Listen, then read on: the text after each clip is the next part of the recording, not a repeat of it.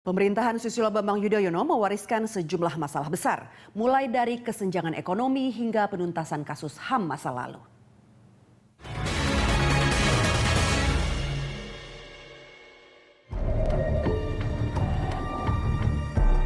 Komite Ekonomi Nasional KEN mencatat ada 29 juta orang yang tergolong miskin, sementara 70 juta lainnya tergolong rentan miskin. Ini data 2013, tapi jumlahnya tak banyak berubah pada 2014.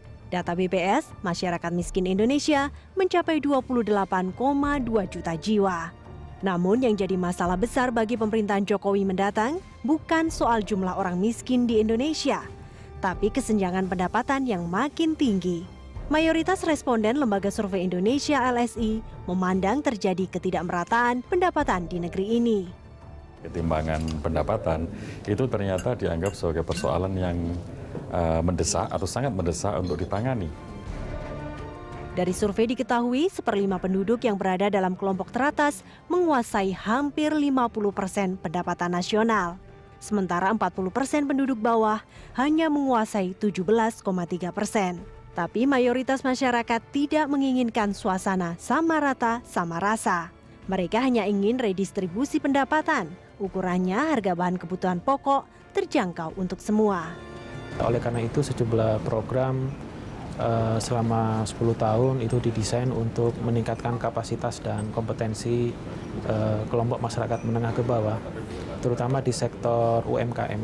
Jadi kebijakan seperti kredit usaha rakyat, kemudian pelatihan untuk UMKM, kemudian membantu mereka mendapatkan pasar dari produk-produknya.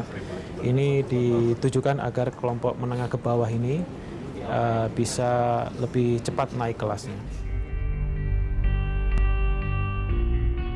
Tapi hasil SIGI LSI dan Indikator Politik Indonesia 27 Mei hingga 4 Juni lalu menemukan tak banyak masyarakat mengetahui program pemerintah untuk mengurangi kesenjangan. Yang terpopuler hanya Raskin. Yang lebih penting itu adalah misalnya bantu dong kita untuk mengembangkan usaha, permudah lagi kredit usaha kecil, misalnya gitu. Nah kemudian di beberapa tempat yang lain, subsidi dong untuk kita, tetapi subsidi yang membuat kita lebih produktif. Jadi bukan dikasih uang. Sementara Ketua DPP PDI Perjuangan Marwarar Sirait menyebut tugas pemerintahan baru adalah meningkatkan daya beli masyarakat. Jokowi JK punya 16 komitmen untuk rakyat bisa berdikari dalam ekonomi. Namun yang tak kalah penting memastikan anggaran negara digunakan efektif dan efisien. Ini bisa dimulai dari pemerintahan SBY saat ini dengan memastikan subsidi BBM tepat sasaran.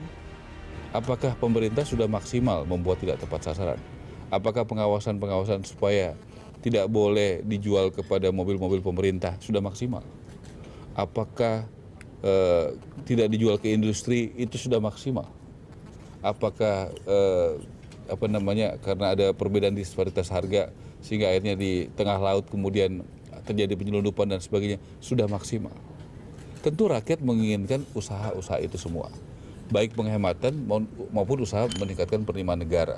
Saya lihat sih kalau kita mau menyelesaikan kemiskinan dengan cepat, itu sektor pertaniannya jadi beresin. Bagaimana sektor petani ini itu ditingkatkan nilai tambahnya, sehingga kalau mereka punya nilai tambah yang meningkat, otomatis dia akan punya pendapatan yang lebih baik. Nah, sektor pertanian aja itu bisa mengurangi gini ratio yang cukup signifikan. Baru terkait dengan sektor yang lain. Nah, sektor yang lain sih nggak terlalu signifikan karena jumlahnya nggak banyak gitu. Nah, yang kedua adalah bagaimana ini kan sekarang PNS lebih banyak menciptakan lapangan kerja. Nah, tapi menciptakan lapangan pekerjaan baru yang berkaitan dengan padat karya bukan lagi padat modal. Saat ini yang lebih banyak investasi itu padat modal. Soal menciptakan lapangan kerja yang menyerap banyak tenaga, sejurus dengan temuan survei opini publik mengukur persepsi ketimpangan pendapatan di Indonesia. Selain itu, masyarakat berharap pemerintah serius memberi perlindungan pada kelompok miskin dan rentan, juga memberantas korupsi.